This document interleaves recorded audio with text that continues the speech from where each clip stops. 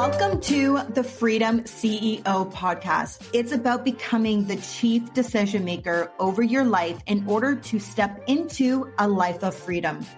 From business, health, wealth, charity, and giving back to just doing life on your own terms. I am your host, Shay Invidiata. I am an award-winning activist, change maker, and a multifaceted impact entrepreneur with over a decade of experience in business, philanthropy, and health and wellness. In this space, I'm going to be bringing you insights, not just from me, but from incredible thought leaders around the globe to help you start making decisions towards living a life of freedom so you can live a life you love. Are you ready, guys? Because we are going all in.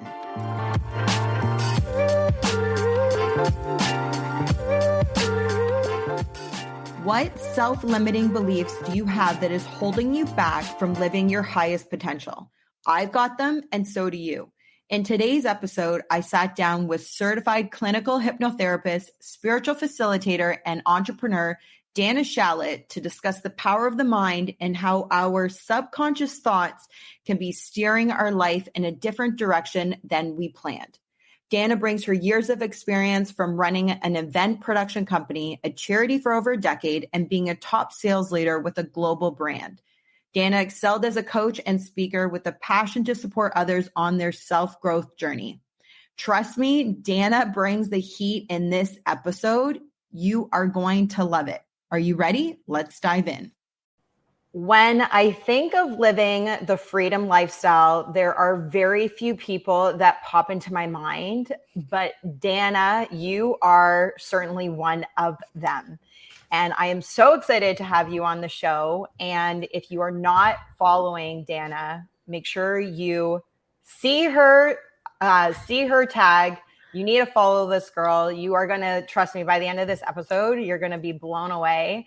And she's going to be bringing so much value today. So I am so excited to have you on the show, on the Freedom CEO podcast. Thanks for joining. Thank you so much for having me. It's such an honor. And it's so exciting. Like, you have this remarkable journey. And before we dive into it, I would love for you to share a bit of your story. You've done so many different things. One of the things that I love most about Dana, not just as an entrepreneur that you are, but we align on a heart level, and both of us are very impact driven. And so we're always looking for how can we bring purpose into the work that we do. And so before we kind of talk about, freedom lifestyle, freedom of finances, location freedom, who is Dana? Give us the little journey. Well, I guess the best way I could describe it would be to say that I'm a multi-passionate entrepreneur. And I have moved through many careers in my lifetime, but I would say that the theme has always been, like you, Shay, sort of an inner journey for the outer world. So I always say inner peace is the path to world peace. Inner power is the path towards outer power. And so looking back at my journey, I've went through starting an event production company, very young, producing really large scale events, starting to concentrate on the philanthropic world, moving into running a charity, then becoming a top sales leader with an international social marketing company. And then now to finding myself as what I like to say, a coach of the conscious mind and a creator of the subconscious therapy. So I like to create, conscious coaching, subconscious therapy as a process for supporting others and removing their own limiting beliefs so that they can create their ultimate life. I love it. And starting in Toronto as your home base, and it's wild that we're actually both sitting in Costa Rica today, calling this place our home base. That's right. And, I have, I'll pause. I'm going to say that over again. I have something full on crawling on me. If you notice that. I don't know what it is. I just see you reacting, but I know. I'm like, okay. And we're also going to use it for on here, but I'm like, it was first here. Anyways, I'll back up and say, I'll start from Costa Rica and then we'll go into, but I think I'm fine. I have nothing crawling on me anymore. Nope. You look good. Okay. These are behind the scenes, the real bloopers in Costa Rica, Dana, you are from Toronto And it's crazy that home base is now for you in Costa Rica, where we're actually both sitting today and calling Costa Rica home base. And it has been quite the journey to get here. And I want to share a story because I think, part of our conversation today and where I really, I want people to see like what is available to them. And I really feel that you mirror this, not just like I said, not just freedom of finances, but like in everything you are doing, it's really this lifestyle. And I'm going to, unpack some of this and, ask a couple questions of you today. But a story that nobody really actually knows.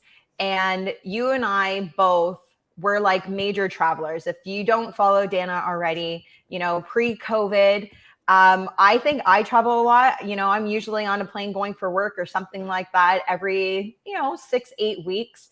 And, watching your Instagram was like, God, this girl travels maybe more than I do, and calling it work, but also for play at the same time and finding this balance. But watching that you are moving around the world and you're making money somehow, because you're able to travel and go and do this. And in January of 2021, you had just come to Costa Rica. I believe you were visiting your cousins. And I had popped into the country because I was looking for land at the time. I wanted to come and purchase something. And I was here for 10 days. You and I both were not able to connect because we were like 7 hours apart. And I went back to Canada. And I remember you had posted probably, I think it was at the end of January or like mid-Feb, that you had decided that you were going to stay, that you weren't going back to Toronto because, from your original plan was to come here for a visit. And you're like, I'm guys, I'm not leaving. I don't know when I'm coming back, but I know I'm not going. And I remember looking at your post and going, she's so lucky that she's able to live this lifestyle. And that was the human voice in me.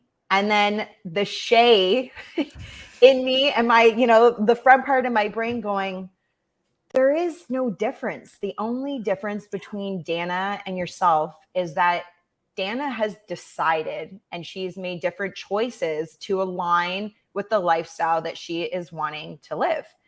And you have not.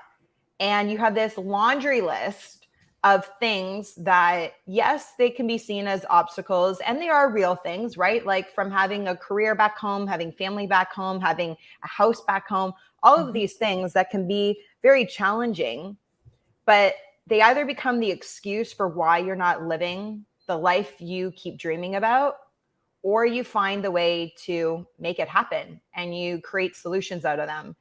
And I do. I remember being like, I'm going to decide, like Dana did this. Why can't I? It's available for me. And I would love for you to share, and like obviously fast forward, I moved to Costa Rica in September. And I think subconsciously after having that conversation, looking at the decisions you had been making for the life that you wanted, I was like, yeah, like if not now, like when, right? Like when are you going to start living the life you want? And I think that's really hard for a lot of people. And I would love for you to kind of unpack in your own journey. When did you decide you wanted to structure your life differently? Yeah, I think it's been a journey, as it always is, right? So first of all, I have to say kudos to you because you took an experience where you looked at another and you said, I wish, if only. And instead of moving into victimhood, you said, oh no, wait a second, I'm the creator. Why not me? And I think that's always been my mantra is why not me? That, if other people are doing it, then the same opportunity could be available to me. And and it's from the mindset that, you know, I am not special and I am extremely special, right? As we all are. I will say it hasn't been a straightforward journey, right? I came here on vacation. The world kept shutting down. I was here with my dog, and then I literally couldn't get home for several months, and I had to keep jumping houses, and so it wasn't, you know, we always look at that highlight reel on social media and we think it's this if only. And I would say that it was one of the more challenging times in my life. And the contrast, it holds the beauty, right? It's like those bittersweet moments where I was living the most fulfilled moments of my life, the most inspiring, and at the same time, holding some of the darkest times, holding some of the biggest fears and discomfort of, you know, moving my entire place in Canada on FaceTime, putting everything into storage, you know, selling all my stuff, my car, my Peloton, all this stuff just got sold from here over there. So it wasn't, you know, one of my favorite quotes is courage is not the absence of fear, but the ability to act in spite of it. And I think that is really what it's been about, you know, feeling the fear and doing it anyways. And, you know, connect every day, taking time to go inwards and really just check like, how do I want to feel? If I want to feel free, then it's up to me to curate opportunities around me that cultivate those same feelings of freedom. Totally. And so like, what would you say, like when you say curating those opportunities around me for you, like what does that look like? And Costa Rica is just one example of you living out your own ethos and your own mantras for yourself. But there was a time where you were living in LA for the winters and coming back to Toronto. And there's a big, how does she do that? Right? Like a lot of people watching people who live this way, they go, how do they do that? And so when you talk about these opportunities, what you look for, fill us in on the how. Like what? Yes, what is fair enough. So the secret is to feel the fear and do it anyways, to know that regardless, you're going to end up, you know, landing on your feet, that even when the worst has happened, and it has happened to me in my humble opinion, I've had some really dark moments of life, that we continue to land on our feet. We're resilient beings. And so I think the process for creating the life that you desire is sort of the process of first tuning inwards and then really starting to remove the layers of what you actually want, and then look at what limiting beliefs you have in place and that stop you from believing that it's possible from you, right? So most of our limiting beliefs live in our subconscious mind. And as you know, Shay, I'm obsessed with the subconscious mind. So I'm not building my life from the 5% of my conscious mind that is, you know, only thinking of the how and the what and the, you know, all of that. I'm often going into my subconscious mind through meditation, through mindfulness. I spend time every day, removing the layers so that I can go back to a place of why not me? I have a desire for a reason. This is the next step I can take, followed by the next step, and fill myself with hope, faith, and trust that I'm going to be okay, that it's all going to work out as it should. Does that answer your question? Kind of, yes, kind of. And, you know, you just said something else interesting. Like, I always think about it from like the other end. Like you use this word layers, like unpacking the layers in your daily practice. Like, I would love for you to share that in a tangible way. Like, is this through journaling, writing? What are you writing? Like meditation, you know, like unpack some of those layers for me. Totally. And I think all of us are, it's up to us to create the right disciplines, routine, habits that bring us back towards our highest self, right? That bring us back to be anchored in ourself. You know, to go back to your question, how did I get here? How did I build this? I literally got on a plane. I know you and I used to laugh about that. I didn't think too much. I messaged my cousins. They told me they had a place here. I jumped on an airplane. I brought my dog and I landed here not having any idea how it was going to go. So that was the how. I didn't know how, and I just took one step towards it. In terms of the habits and disciplines that I curate every day so that I can really curate confidence within myself and discipline. For me, it's morning routine and evening routine. So how I start my day and how I end my day.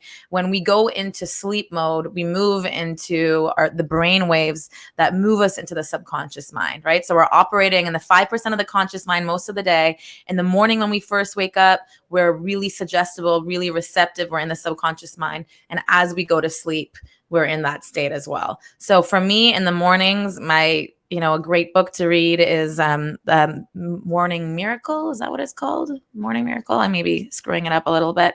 And I start my day with, I wake up, I meditate, I move. For me, it's walking and Pilates. I write in my gratitude journal 10 things I'm grateful for. Maybe I'll just keep writing if I'm feeling inspired, and I'll read. I'm a massive reader. I read every single morning.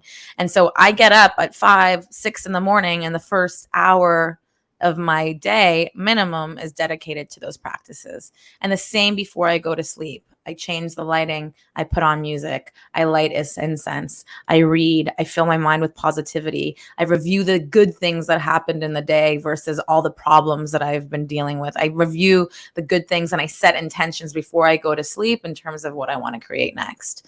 So again, I think a lot of times people concentrate on that morning routine, but I would say that evening routine and how you go to sleep and what you put into your mind as you're falling asleep is equally as important.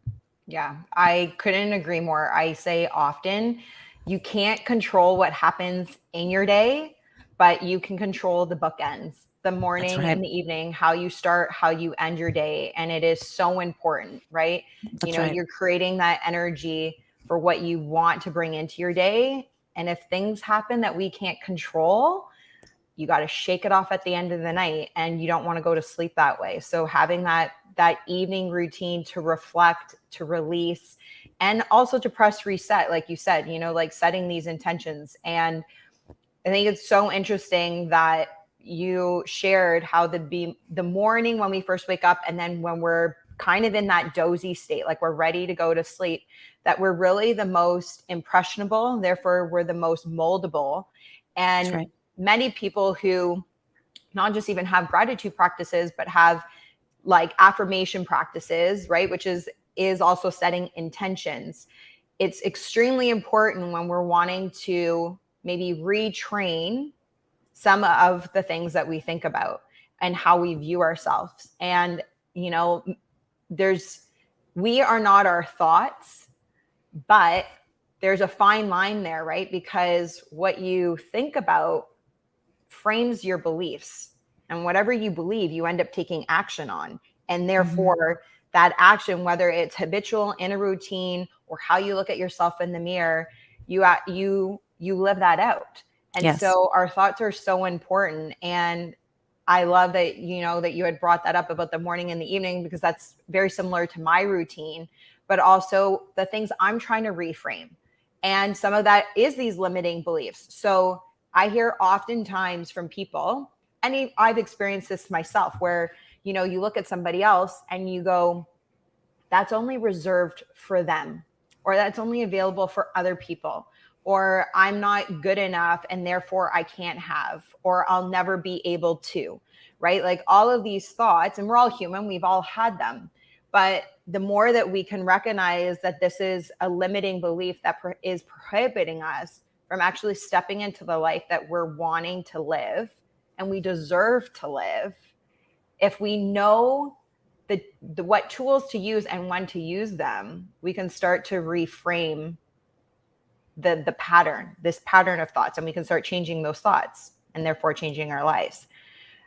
I would love to hear, because if you guys, are listening to Dana for the first time, she's also a hypnotherapist. And so when she says she's obsessed with the subconscious, Dana has spent a lot of time in training and doing sessions on clients, and being in this space. And so when we start talking about overcoming limiting beliefs, I would love for you to share your advice on a great practice to be able to do that. And maybe even just sharing some of your own personal experience of overcoming limiting beliefs. For sure. Well, I would say that there are 5 main limiting beliefs that we all work our way through. The first is, I'm not worthy, I'm not enough, I'm not lovable, what I want is not available to me, and I don't belong. Those are the 5 main limiting beliefs that on some level really stand in our way from achieving whatever it is that we want to achieve. And if you think about how we come into this world, a complete, expressed, confident, energetic soul, and we come in and we think we're gonna, as soon as we start to be able to talk and express, we want to be astronauts and we want to be singers, and we have all these beliefs and ideas of what we could create and how we can let our unique expression come outwards. And then something happens somewhere between the ages of 2 and 8 that inserts that self-limiting belief. You want to be an astronaut? You're not worthy of being an astronaut. You want to, have that dream relationship? You're not lovable enough to be able to be in a dream relationship. You want to be a millionaire? You're not worthy of making millions. All of those thoughts, whether someone says it to us or whether something happens, whether we fail or don't achieve at the level we thought we should be achieving at, they start to creep into our subconscious, and then that energy is stored in our body. Right. So that energy gets sort of lodged in the body. So we come in energetic beings, energy is flowing, moving, no problems. And then something happens and the energy gets blocked. In some religions or theories, it's called a samskara. Just imagine it like dense energy stuck in your body.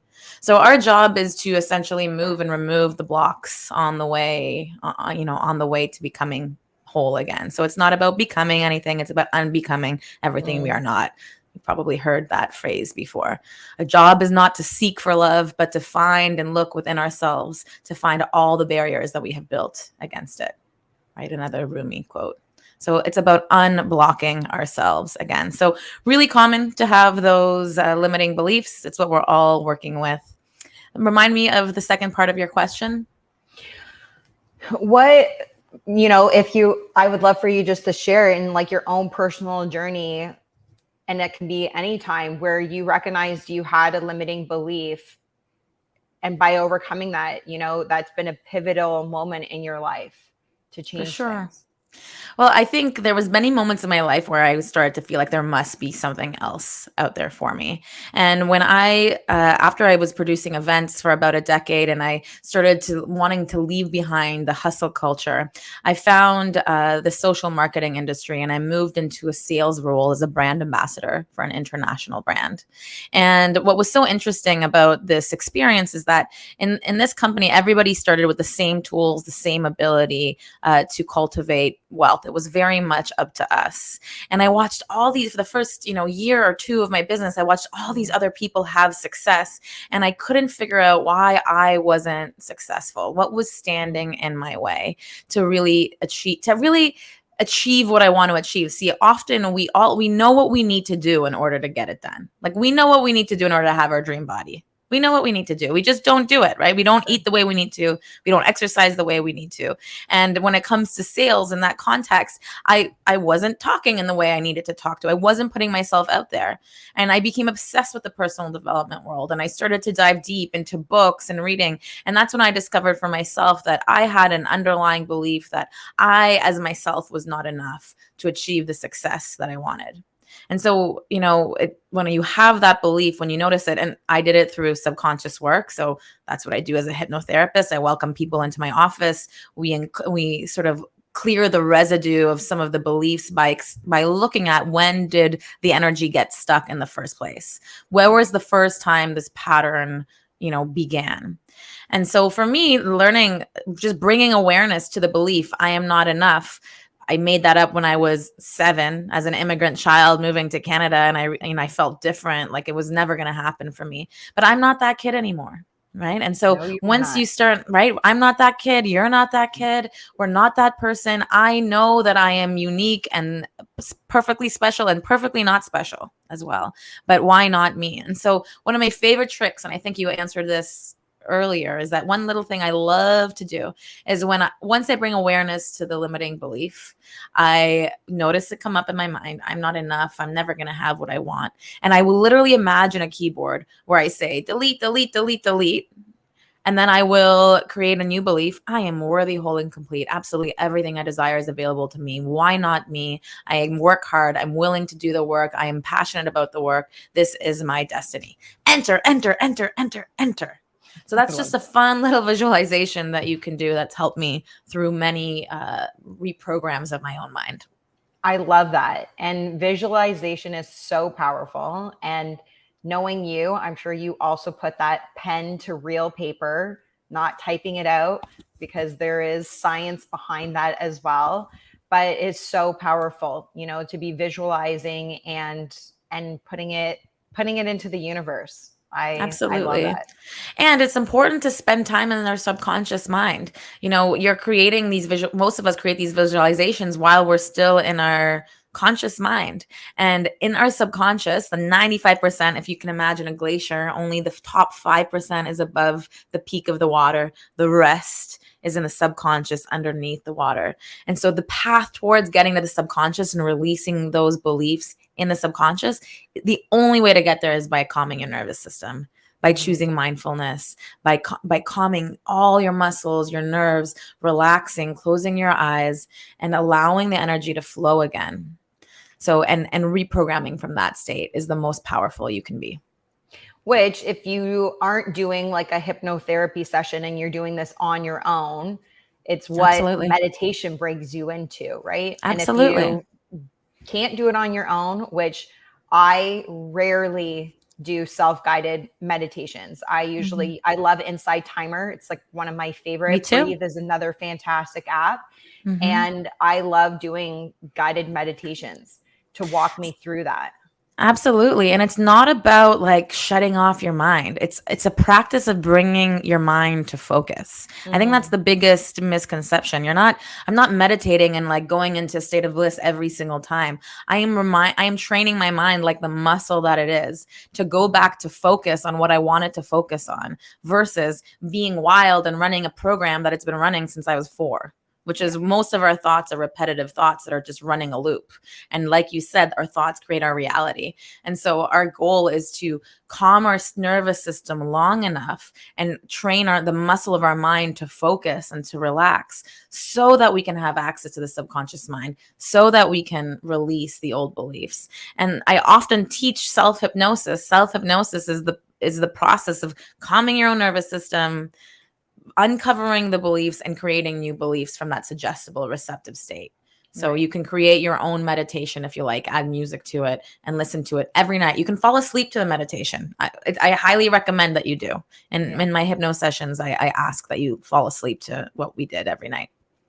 Great. Let's dive into that for a second, because I know for sure that hypnotherapy is not something that everybody knows about. And a lot of people, even if they've heard hypnotherapy, there can be some like voodoo stigma around it. Is it safe? Is it okay? Yeah. Worrying about who's doing it to you. You're very vulnerable because you're opening yourself up. So there isn't a better person to walk us through this than yourself. So like, what is hypnotherapy and what is this process that you're taking people through? So hypno comes from the Greek word, which means to sleep. So hypnotherapy is the act of calming the nervous system so that you can go to the place hovering right above sleep. And in that state, you're moving from your alpha brainwave, from your beta to your alpha to your theta brainwaves, that brainwave right before you're fully going into deep sleep. And in that state, that's when you have access to the subconscious mind. So it's not what people think, which is show hypnotherapy, right? Which is like, I'm going to get you calm and then have you jump around like a chicken or something. That's not what's going to happen. I often say that the people who jump around like a chicken are often the ones who want to jump around like a chicken. And so show hypnotherapists are very good at picking the right people who in a loose state won't mind, being a center of attention, for example. So we calm the nervous system. We go to hover to a place around before sleep. Then we do the therapy in that stage. So we ask your mind to take us to the root cause of XYZ. While in conscious therapy, you may have certain memories. When you've opened up to your subconscious mind, other memories may come up. And, I think it's people often say, well, what if it's a memory that I don't want to see again? Well, I say you're not reliving anything, you're reviewing. And the truth is we must allow ourselves to be impacted by what is already impacting us. Just because we don't want to look at it doesn't mean that it's not already impacting us. And so if you're on a path towards freedom, if you're on a path towards really uncovering and feeling free, I'm not just talking about having a life of freedom. You can be, living the most free life on the outside, but on the inside, you feel like a prisoner of your mind, like a prisoner of your heart. And you could be living in a cell like, Nelson Mandela and coming out of there with a smile on your face. Happiness is absolutely an inside job. It has nothing to do with your outer circumstances, and your outer circumstances will reflect how you feel inside. So the more free you feel inside, the more you'll attract freedom. The more lovable you feel inside, the more you'll attract love. The more connected you feel in yourself, the more connected you're going to feel with others. That is absolutely the path towards achieving what you want. So hypnosis is about hovering just above sleep, doing the therapy, and then from that stage, letting go of the residue, clearing the path. And in my practice, I use neurolinguistics and somatic tools to really clear out the system. And then I use a hypnotic meditative voice to record a meditation, which really reprograms the mind in accordance to how you want to feel. Okay. Who else wants to say amen to all of that? Right? Yes. I love it. I'm like, she's bringing it. And I just want to keep saying like, amen. Like so much goodness in that. Thank you. Thank you for sharing, and that's what this is about, right? Like this is why the Freedom CEO podcast exists, is to talk about when we own our decisions, we get to dictate our life. And that puts us in control. And ultimately, when we feel that and it's not the control, there's a fine line, right? Of like trusting the universe and letting go, but also like the decisions we make have different consequences and they have different outcomes. And when we get to own that, there is real freedom in that. And it was so powerful what you said, that yes, many of us don't want to necessarily have to relive certain things we've gone through or even review, but by not reviewing doesn't mean that it's not affecting us, that it's not impacting us. And so many people do go through life because they've not addressed certain things that are going on and they don't feel free inside. And if they were to make certain decisions and make certain changes, they could experience that freedom on the inside. That's right. And so powerful what you said. So That's powerful. Right. Thank you. Yeah, it's the process of unbecoming, right? That's the coming back to who we originally were at our core. That's really the work, is going back to who we originally were. And do you have to be in person to receive hypnotherapy? Can you do it online? Yeah, I do mostly online. That was the gift of the pandemic, is that therapy went online and it allowed me to do the work that I love and I'm so passionate about through online methods. And, really, again, because you're not actually out of control at any point. If anything, you're more in control when you're in hypnotic state, because you are further into your subconscious mind, right? So we go through hypnotic states all the time. When you're driving, your hypnotic state, right? I always say you can open your eyes at any point. You just won't want to. You're going to be relaxed, but you can open your eyes at any point. I love that.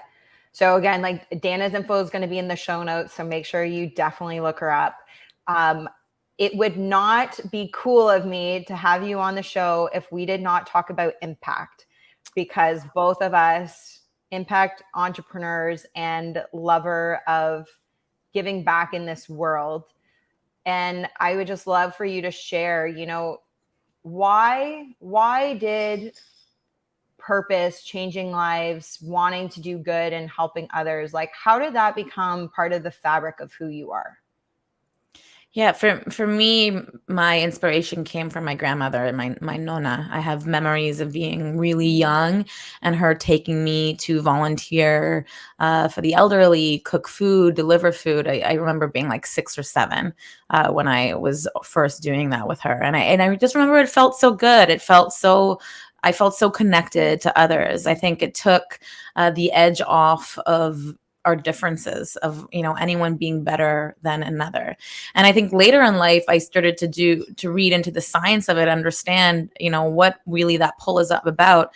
And I read a study recently that said that we have a brain circuit dedicated to generosity. We have a brain circuit dedicated to generosity. But I think the issue for most people is that we're constantly giving in every area of our life. We're giving to our families, our friends, our jobs. And so we're so depleted that to give to anyone else other than our immediate circle feels like really difficult.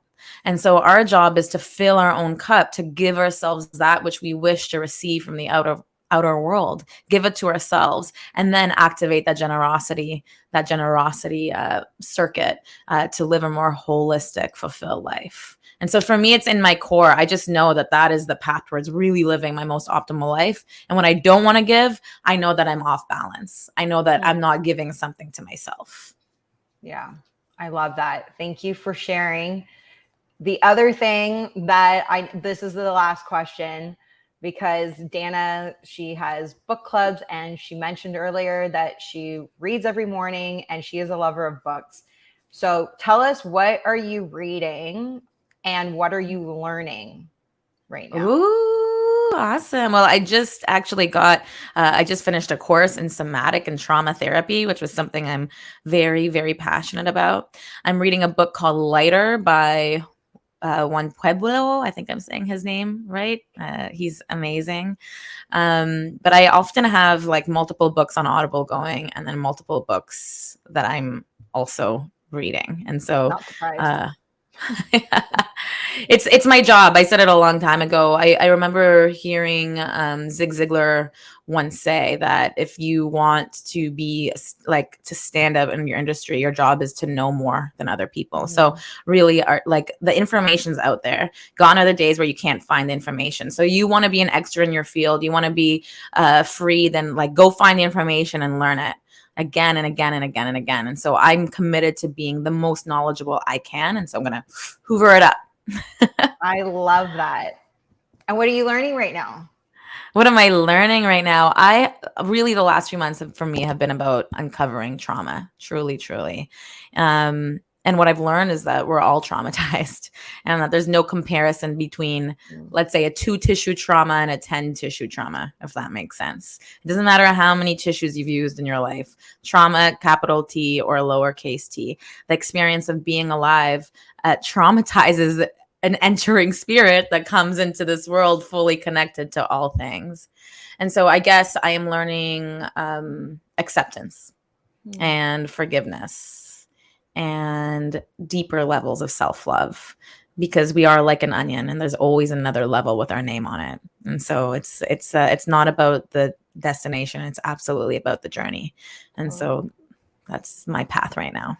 I love it. Super powerful, and it actually, it complements what you were saying earlier, right? Like when you look within and you're doing that deep work through self-love, forgiveness, acceptance, that's like where you experience the real freedom, and then you can live it outward, but it has to start inward. And, that's right. You're always a seeker. I think it would be safe to say, you're a lifelong student as much as you're also a lifelong teacher, and always evolving, but taking care of yourself first to grow, evolve, and give yourself that freedom internally. That's and right. It's what you exude on the outside. So I love you so much. I love you. To have you here, and for people to be able to connect with you. We are going to put everything in the show notes. So make sure you hop over to Instagram, put Dana in your DMs, like send her a DM, get plugged in. And yeah, just thank you so much for your time today and sharing. Thank you so much for having me. I'm so appreciative, truly.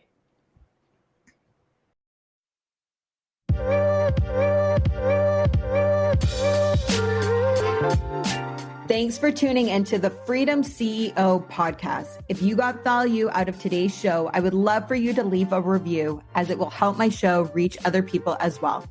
You know what to do. Download this episode, click the like and subscribe button. If you feel like spreading more love, hop over to Instagram and share today's show in your stories. Remember to tag Shane Vidiata and the Freedom CEO. My DMs are always open, so drop me a line. I'd love to connect. Until next time, keep owning your decisions to live a life of freedom. Live a life you love.